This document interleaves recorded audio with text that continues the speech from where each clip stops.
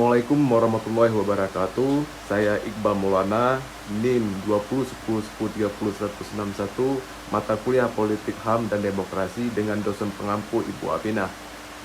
Di sini saya akan menjelaskan tentang indikator demokrasi dan indikator fundamental demokrasi.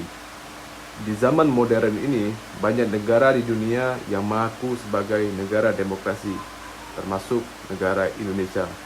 Secara ringkas, demokrasi dapat diartikan sebagai pemerintahan dari rakyat, oleh rakyat, dan kembali lagi untuk rakyat. Artinya, dengan serta-merta memiliki kebebasan untuk melakukan semua aktivitas kehidupan, termasuk aktivitas politik tanpa adanya tekanan. Demokrasi berasal dari bahasa Yunani, demos yang artinya rakyat, dan kratos yang artinya pemerintahan. Secara umum kita bisa mengetahui kalau bahwasannya demokrasi adalah pemerintahan yang dijalankan oleh rakyat. Indikator demokrasi adalah kriteria atau tanda yang digunakan untuk menilai sejauh mana suatu negara menerapkan prinsip-prinsip demokrasi dalam perjalanan sejarah ketatanegaraan negara Indonesia. Semua konstitusi yang pernah berlaku menganut prinsip demokrasi.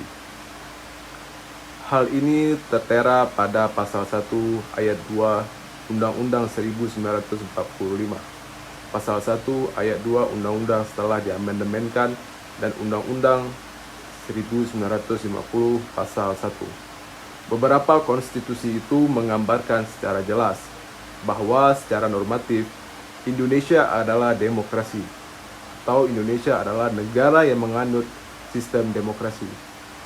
Beberapa indikator demokrasi yang umum meliputi di situ ada akuntabilitas, rotasi kekuasaan, rekrutmen politik terbuka, pemilihan umum, dan pemenuhan hak-hak dasar. Penjelasan mengenai akuntabilitas mengacu pada pertanggungjawaban pemerintah kepada rakyat, sedangkan rotasi kekuasaan menunjukkan adanya pergantian kekuasaan secara teratur dan damai. Selain itu, ada rekrutmen politik terbuka. Yang dimaksud dengan rekrutmen politik terbuka, adanya kesempatan yang adil bagi warga negara untuk terlibat dalam kegiatan politik. Sementara pemilihan umum dan pemenuhan hak-hak dasar juga merupakan indikator penting dari sistem demokratis, juga mencakup persamaan hak dan adanya perlindungan hak asasi manusia, termasuk hak atas kebebasan berbicara, berkumpul, dan beragama. Namun perlu diingat bahwa indikator demokrasi tidaklah mutlak dan dapat berbeda-beda tergantung pada konteks dan budaya suatu negara. Selain itu, pengukuran indikator demokrasi juga dapat menjadi subjektif dan tergantung pada metode apa yang kita gunakan untuk pengukuran tersebut.